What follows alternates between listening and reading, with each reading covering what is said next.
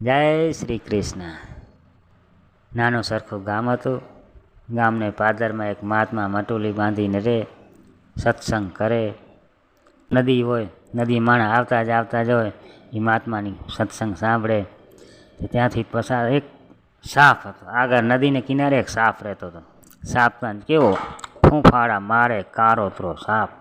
જે માણસ દેખે, જે આવે જનાવરને ખાડીને ખાય. નખ માર્યો નથી, માણસ થઈ મર્યો નથી. માણસ હોય જનાવર હોય. એ ફરતો ફરતો મહાત્માની મઢુલી પાછળ આવી ગયો. મહાત્માની મઢુલી, મહાત્મા સત્સંગ કરે રહ્યા. સાપ વિચાર કરે, આ મહાત્મા મઢુલી સત્સંગ કરતા આપે એકથી સાંભળીએ. માણસ સત્સંગ કરે, સાપ પાછળ સાંભળવા. સત્સંગ શું કરતા હતા મહાત્મા?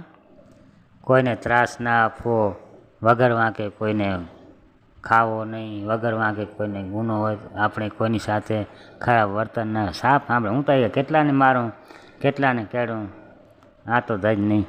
આ બધા મહાત્માથી અરગા થાય તો હું મહાત્મા પાસે જાઉં. શું કહે કે સત્સંગ પૂરો થયો, બધા માણસો ભેગા થયા. સાપ ફરીને મહાત્મા આગળ ગયો. મહાત્મા, હું તો બહુ ખરાબ કરું, કેટલે માણસોને ખાઉં, કેટલા જીવજંતુને નખ મારું, માણસ મરી જાય, તો શું કરો? એનો ન્યાય કરો ને. કે હું તો આમને મારે વહાલા જન્મ શું થશે એ કે, તો તારે એમ કરવો, આજથી હરિનું નામ લેવો, કોઈને મારવો નહીં. ભલે રસ્તામાં સાપ તો હરિનું નામ લેવા ને કોઈને કેળવાનું બંધ કીધું. માણસ રસ્તે જતા હતા, સાપ સાપ સાપ તો બચા એને હાલે જાય, તો કાંઈ કરે નહીં. બીજા માણસ પથ્થર માર્યો, એમ કરતા માણસ પથ્થર મારવા માંડ્યા. સાપ સાપ કાંઈ કરે નહીં. સાપ આ તો એ કંટાળો, હરોજની પાંખા ખાવા કેટલા. પછી વરું થોડાક દી થયા, વરું સાપ ગયો મહાત્મા આગળ. મહાત્મા, આ તો હરોજને માણસો મને પાણા મારે, કોઈ માણસો લાકડી મારે, આજકાલ મરી જવાનું મારે. તો હવે તું એમ કે શાંત ન રહેવાનું, ખાલી કે માણસને દેખ ને ફૂંફાડો મારવાનો, ફેણ ચડાવીને ધુવાડ દેવાની, ફૂ કરવાનું, એટલે માણસ હટી જશે. કરડવાનું નહીં, નકા પાપ લાગશે. એ કે સાધુ મહાત્માએ વચન દીધું, નહીં કેળીશ નહીં, કે ફૂંફાડો મારીશ.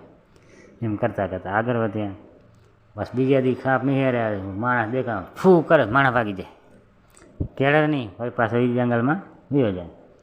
વરું કોઈક નીરે ને ફૂંફાડો મારે એટલે માણસ પાણા મારવાનું બંધ થઈ ગયા. અને બધા એને શાંતિથી રહેવા લાગ્યા.